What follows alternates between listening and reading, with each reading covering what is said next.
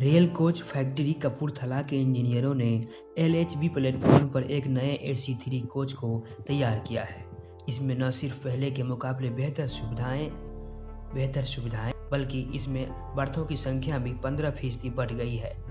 सबसे अच्छी बात है कि इस कोच के साइड बर्थ में 3 बर्थ नहीं लगाई गई है।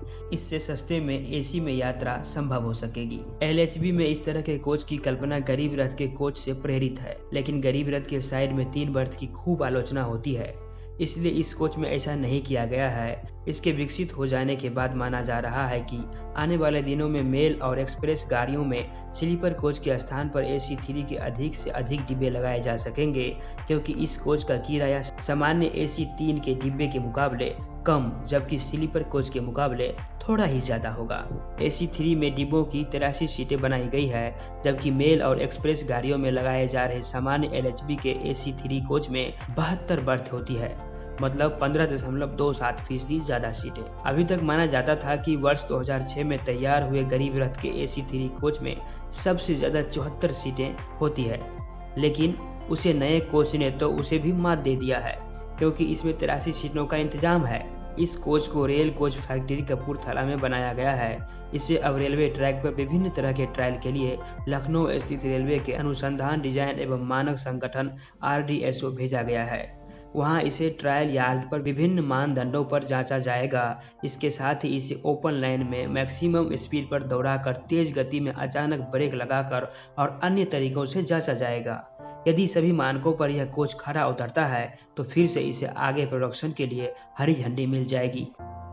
RCF के अधिकारियों का कहना है कि आमतौर पर कोच में बर्थ या सीट की संख्या बढ़ाने के लिए लेग स्पेस घटा दिया जाता है या साइड बर्थ में 2 के बजाय 3 बर्थ डाल दिया जाता है, लेकिन इस कोच में ऐसा नहीं किया गया है। इस कोच में लेग स्पेस में महज कुछ इंचों की कमी की गई है। असली जगह पार्टीशन में लगाए जाने वाले सामानों की मोटाई कम करके निकाली गई है। इंजीनियरों का कहना है कि पार्टीशन में कंपोजिट मटेरियल लगाया गया है ताकि उसकी मोटाई भले ही कम हो, लेकिन मजबूती में कमी नहीं आए। साथ ही ट्रेन की शुरुआत में बने बेड रोल रखने के लिए बने स्टोर, खाना गर्म करने के लिए बनाया गया हॉट केस और स्विच बोर्ड कैबिनेट को भी हटा दिया गया है। स्विच बोर्ड कैबिनेट को अब अंदर स्लंग कर दिया गया है, मतलब अब स्विच बोर्ड डिब्बे में नहीं होकर डिब्बे के चेसी के अंदर होगा। इस कोच में ज्यादा चौड़े और एक दिव्यांग अनुकूल प्रवेश द्वार वाला टॉयलेट दिया गया है। हर बर्थ के लिए AC वेंट उपलब्ध कराए गए हैं। इसके अलावा दोनों तरफ फोल्डिंग टेबल और बोतल होल्डर, मोबाइल फोन तथा मैगजीन होल्डर्स भी उपलब्ध कराए गए हैं। हर बर्थ के लिए पढ़ने के रीडिंग लाइट और मोबाइल चार्जिंग पॉइंट भी लगाए गए हैं।